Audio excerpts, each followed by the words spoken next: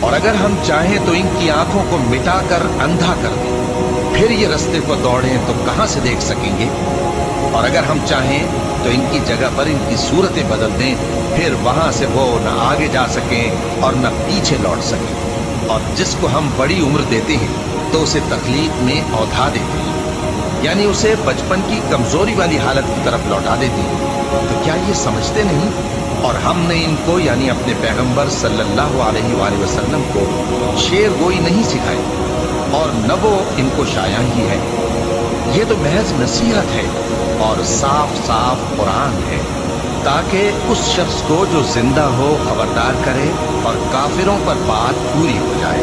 کیا انہوں نے نہیں دیکھا کہ جو چیزیں ہم نے اپنے ہاتھوں سے بنائیں ان میں سے ہم نے ان کے لیے مویشی پیدا کر دیے اور یہ ان کے مالک ہیں، اور ان کو ان کے قابو میں کر دیا تو کوئی تو ان میں سے ان کی سواری ہے اور کسی